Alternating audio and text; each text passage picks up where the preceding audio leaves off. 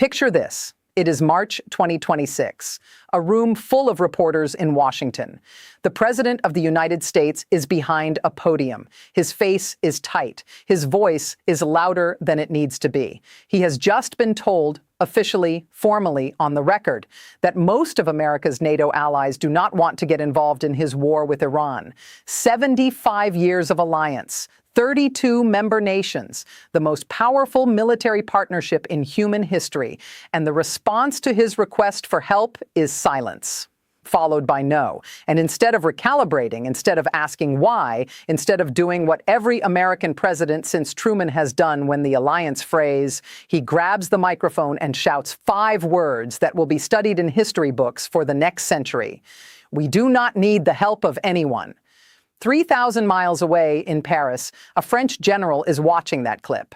He smiles, and he says something so brutal, so precise, so perfectly constructed that it will outlive every missile fired in this entire war.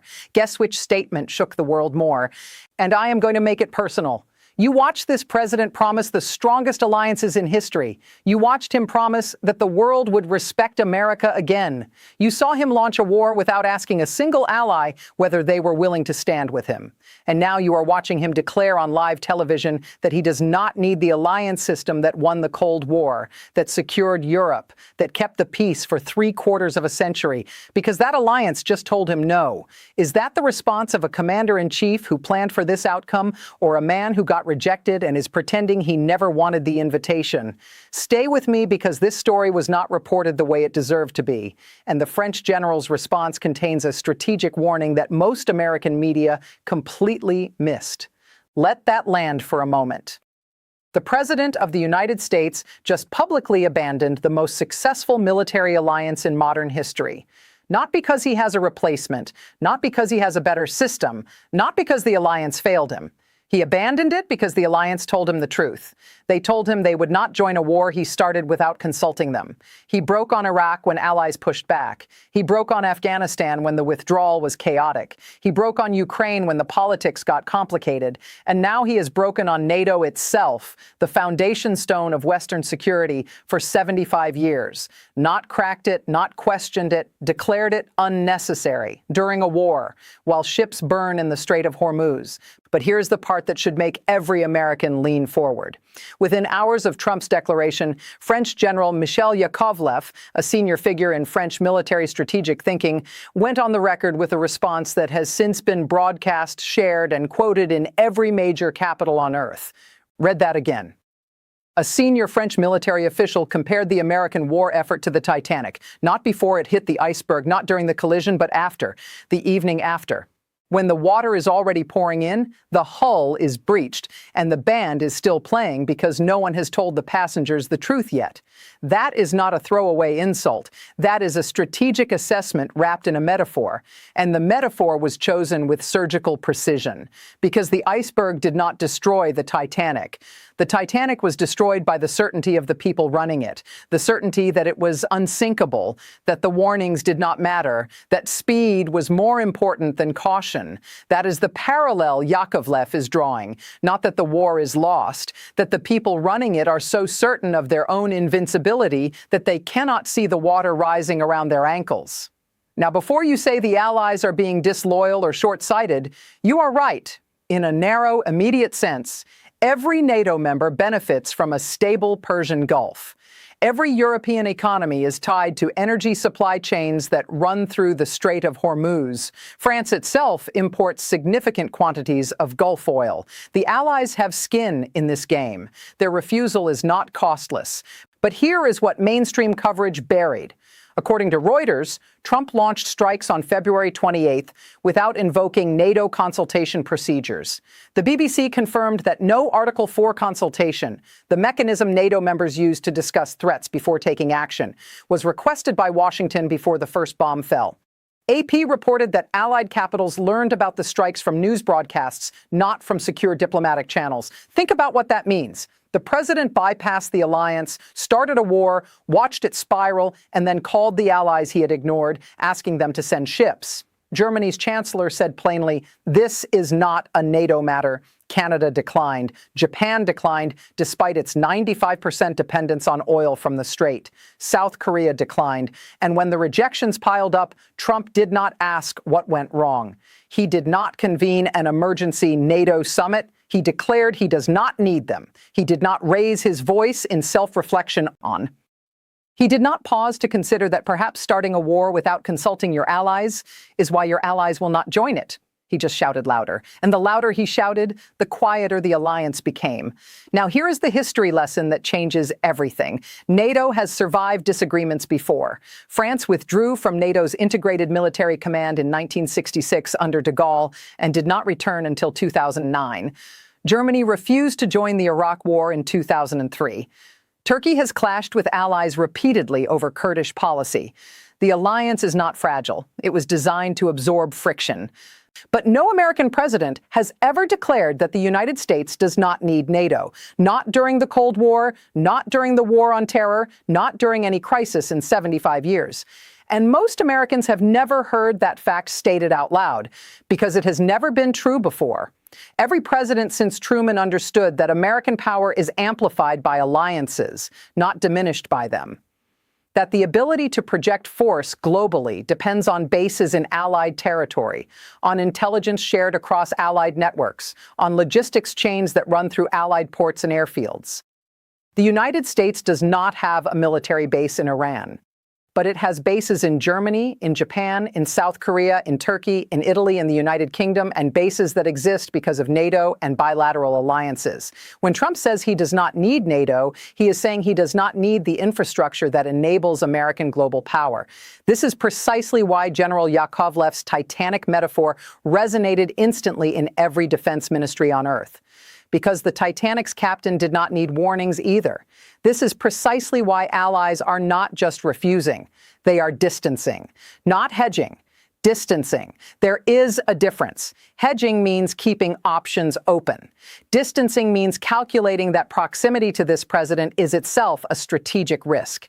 Here is something that surprises us every time we check the numbers. About 90% of people watching this video right now are not subscribed to this channel. 90%. And here is why that matters for what you are watching right now. The algorithm buries content from channels with low subscribe to view ratios. That means this kind of analysis, the kind that connects a French general's Titanic metaphor to NATO's structural crisis to your gas prices in a single thread, disappears unless you subscribe. You have already done the hard part. You watched this far. The easy part is one click. It costs nothing. It takes 1 second. And it tells the system that this kind of breakdown matters more than 30-second clips with no context. Let's keep going. Let that sit. The most carefully chosen phrase in that statement is informed, not declined, not refused, not rejected, informed. That word is doing enormous work. It is designed to make the rejection sound bureaucratic, procedural, almost administrative, as if the Allies sent a memo rather than delivered a historic strategic verdict. But decode what informed actually means here. It means Allied governments, through their ambassadors, their defense ministers, their heads of state, formally communicated to Washington that they will not participate. That is not a memo. That is a wall. And who is not at the table is the part that should alarm you most. It is not just one region. Germany means continental Europe is out. Canada means North America's closest partner is out. Japan and South Korea mean the Pacific allies are out. The rejection is global, uniform, total. That is not an accident. That is a deliberate, coordinated signal from the entire allied world that this war and this president have crossed a line that consultation could have prevented, but that unilateral action made permanent. And then a journalist asked a question that cut through it all. At a press briefing, a reporter asked the State Department spokesperson directly, if the president says the United States does not need NATO, and NATO allies have confirmed they will not participate, what is the administration's plan for securing the Strait of Hormuz without allied naval support? Let me decode that. American military capability is sufficient means we are alone, and we are pretending that is a choice. Ongoing diplomatic channels remain open means we are still calling and they are still saying no. Every word in that answer is a euphemism for isolation. The United States is not choosing independence from NATO.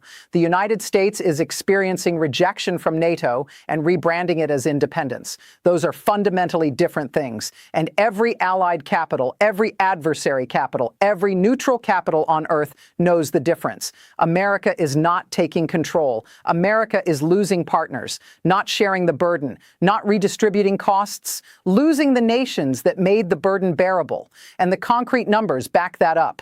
The U.S. Navy has 11 carrier strike groups. Securing the Strait of Hormuz against Iranian fast attack boats, drone boats, sea mines, and coastal anti-ship missiles requires sustained presence that ties down multiple groups indefinitely.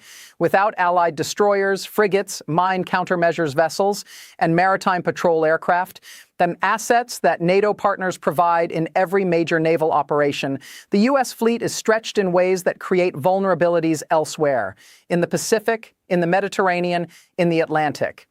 You do not replace 32 allied navies with a press conference. Since launching strikes on February 28, 2026, this administration has produced the following documented outcomes. Every major NATO ally approach for participation has formally declined, confirmed by AP, BBC, Reuters, and the Financial Times through official statements from Berlin, Ottawa, Tokyo, and Seoul. The president has publicly declared the United States no longer needs NATO, confirmed by White House pool transcript and broadcast footage.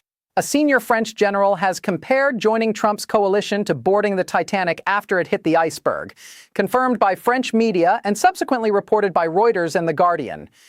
U.S. gas prices have surged 20% to $3.60 per gallon, confirmed by AAA and the Energy Information Administration. Oil has topped $100 per barrel, confirmed by Bloomberg and Reuters. Iran has implemented a selective blockade of the Strait of Hormuz, allowing Chinese and neutral shipping while restricting U.S.-linked vessels, confirmed by Lloyd's List maritime tracking data.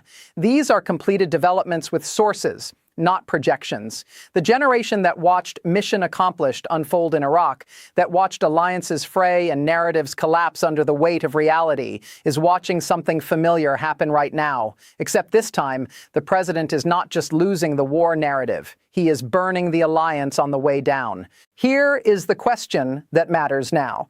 The Western alliance system is experiencing its deepest rupture since 1949. The president has declared he does not need it. The allies have declared they will not join his war. A French general has told the world that joining Trump is like boarding the Titanic after the iceberg, and the Strait of Hormuz remains a war zone with no coalition to secure it. Option A, this is theater. Trump's declaration is bluster. Allies are performing distance for domestic consumption. Behind the scenes, intelligence sharing continues. Naval coordination persists through bilateral channels, even if NATO as a formal structure is sidelined. The alliance bends dramatically but does not break. When the war ends, relationships repair. The institutional depth of 75 years of partnership outlasts one president's rhetoric.